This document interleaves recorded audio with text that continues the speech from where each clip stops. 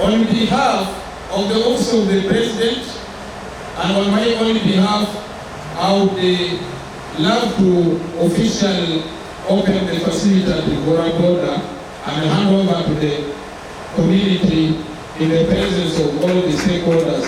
Thank you so much. Wow. Uganda Water and Sanitation Network, Uwasnet, with funding from Water Aid, has handed over a fully furnished, gender-inclusive and disability-friendly sanitation block to the management of Vurra Border Post and Vurra community. As Vurra Border Post is a key goods clearing and immigration checkpoint for Uganda and Democratic Republic of Congo. Unia Musazi, the Executive Director of Uganda Water and Sanitation Network, has called upon the beneficiaries of the facility to keep it clean, well-managed and sustainable. One of our donors, development partners, Water Aid, came on board to support us in that as we went on with our advocacy of trying to promote prioritization for financing for water and sanitation so that every Ugandan had access to water in order to wash their hands to curb COVID-19. So with that onset, we came and installed the first phase of the project.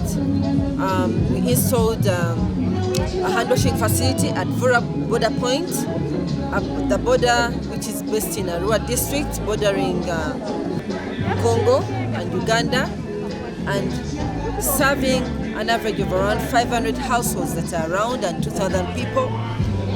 With, as we all know, COVID-19 was transmitted mainly through around the borders. So we have truck drivers who cross an estimate of around 200 a day. So with all that in mind, this hand washing facility was initially put in place.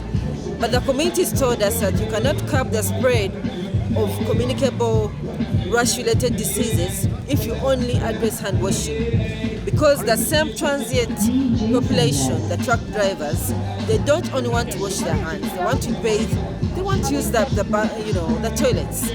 So we went back to our donor who had, so we do thank Water Aid, who are working with us to supplement on government programs. We've now come back to launch a 14 stance toilet and bathroom for both women, men, and the disabled. And the reason we are doing this, I've told you, to promote good hygiene and sanitation in order to curb diseases in the country.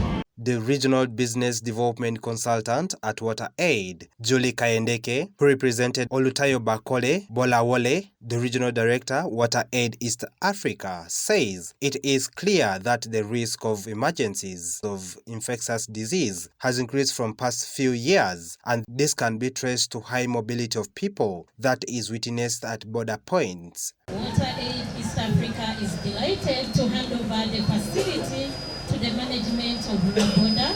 The residents of Vurra town and people passing through this border, which links Uganda to the Democratic Republic of Congo.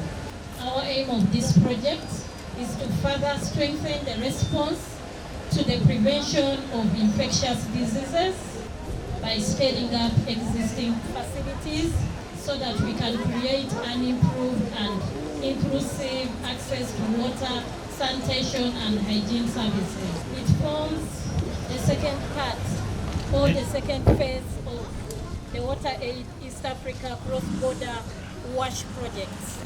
And today we are glad to announce that we have successfully added these existing facilities, a sanitation block equipped with 4 toilet stances for women. It also has 4 stances for men, 1 toilet stance for men with disabilities, and then another 1 toilet stand for women with disabilities. It also has a urinal space with 3 bowels specifically for men.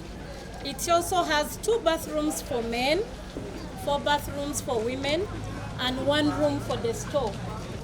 At Water Aid, we strongly believe that everyone, everywhere, should have safe and sustainable access to wash, that is water, sanitation and hygiene services. The different stakeholders have their say and what it means to receive such a fully furnished facility to benefit them. So it is now us as the community here and as travelers to make best use of this. It's going to protect us against diseases that are spread through poor hygiene and sanitation, because this is an entry route into the heart of Congo. As they come in and as they go out, we need to use these facilities in order to get rid of disease-carrying the disease germs in our hands. As a community, let's own it and so that it serves us as a community. There are 9 of these projects scattered in 6 countries, and Vurra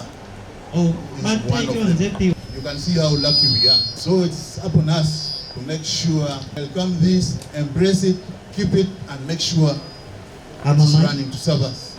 There are technical issues which shall be addressed by the Office of RDC and the LC5 in order to minimize conflict of interest in the course of management and sustainability strategy for this project. The border point with the pipeline is already on the offing. We have linked up with the National Water and Sewage Corporation. We are connecting Vurra Customs with the pipeline. The trenches excavation has started. All pipes has been brought at the Vurra Sub-County headquarters for security purposes. In the next few months, this facility will be connected to national water grid. And this is a public facility, not for any individual.